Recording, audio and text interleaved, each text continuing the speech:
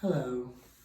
So before I even pressed record, I literally had this outer body experience because I was going over like the script in my mind as to, where my life began, as to where it is today. And there's a lot. And it's surprising that, I can actually overcome so much. And in this day and age, and also this current era where millennials have such a bad rap, unfortunately, and we're so used to living behind a screen. And there's not much person to person contact.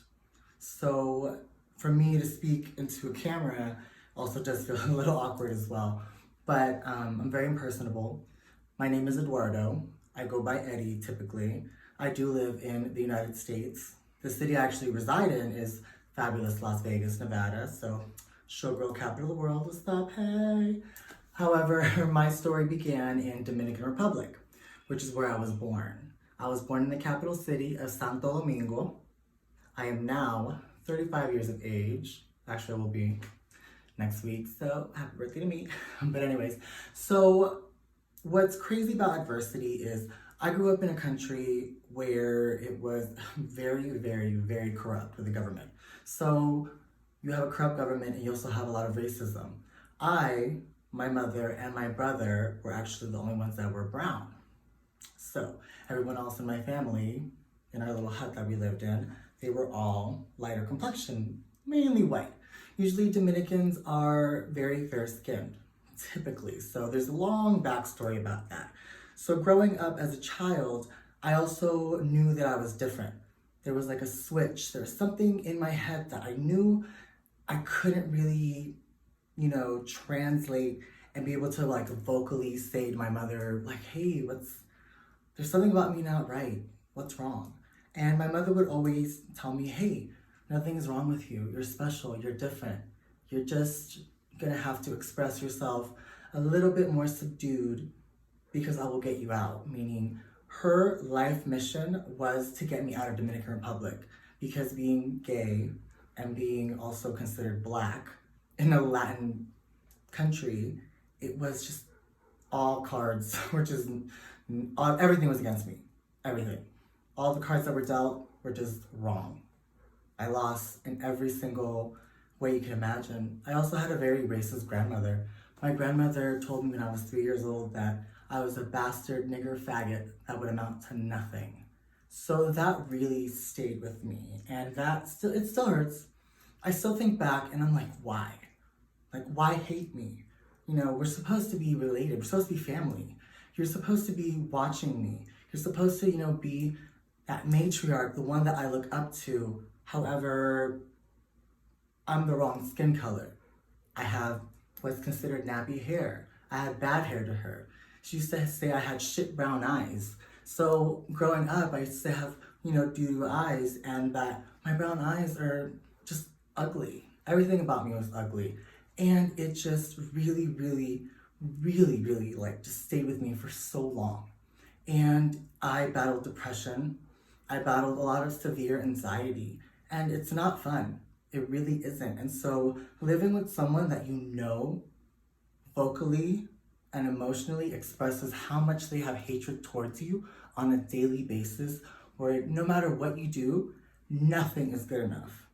You have to find a way to channel all of that anger, which I still have. The resentment that I had towards my grandmother, I'm glad that I was able to take that chapter, close it, and put it away. Far away, as far away as I possibly could. And it's kind of crazy because I have closure, and it feels so good to have closure that I was able to learn from all the negativity, all of the abuse growing up, a lot more verbal abuse and mental abuse, not really physical.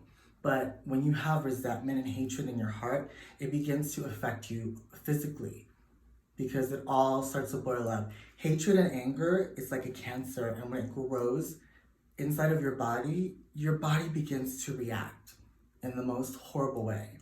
So when we were able to come to the US, my mom did everything in her power to make sure that we were able to legally get our citizenship and have great residency and all of that. So as a child, I was able to transfer from Dominican Republic to the US via New Jersey for a few years.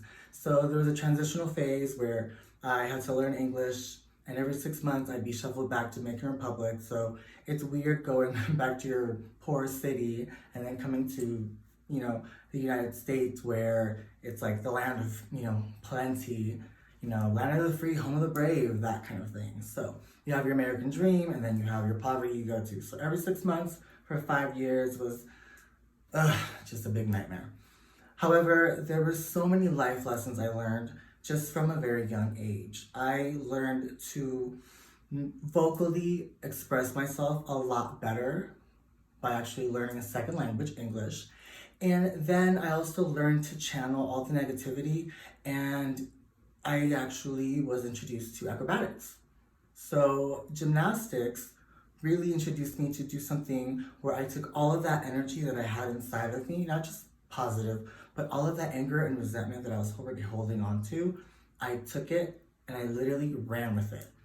Because going to that gymnastics, going to class was so much fun, because you literally are abusing yourself, and even if you fall on your butt, get back up and get on that mat and go.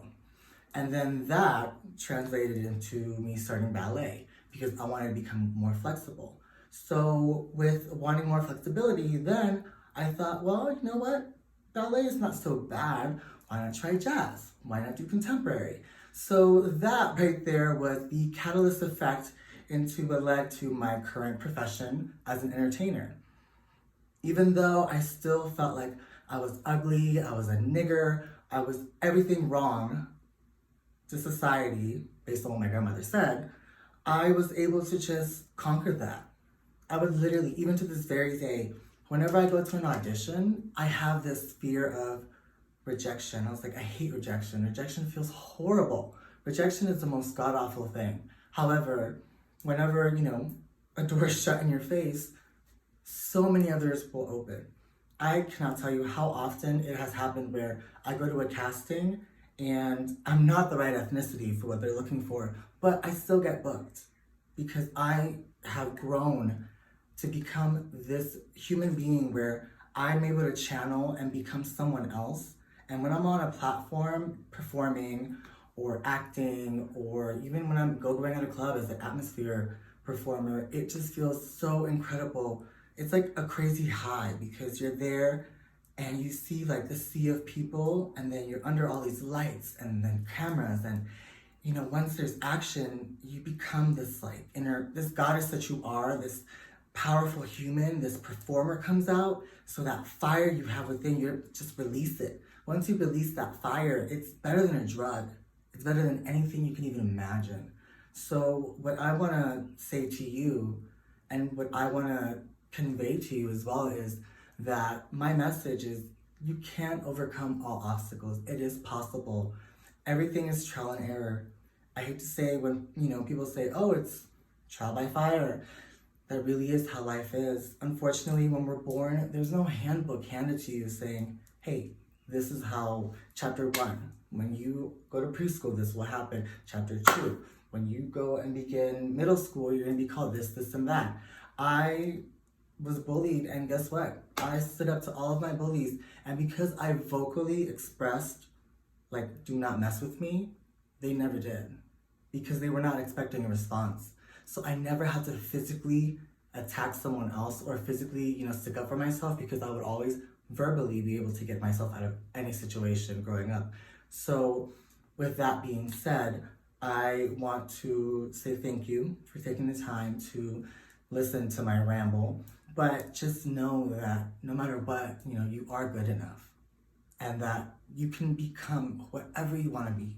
You're born in the body that you are, but in your mind and in your heart, you need to remember that you are you. You should not live your life for someone else. Live for only you. Thank you.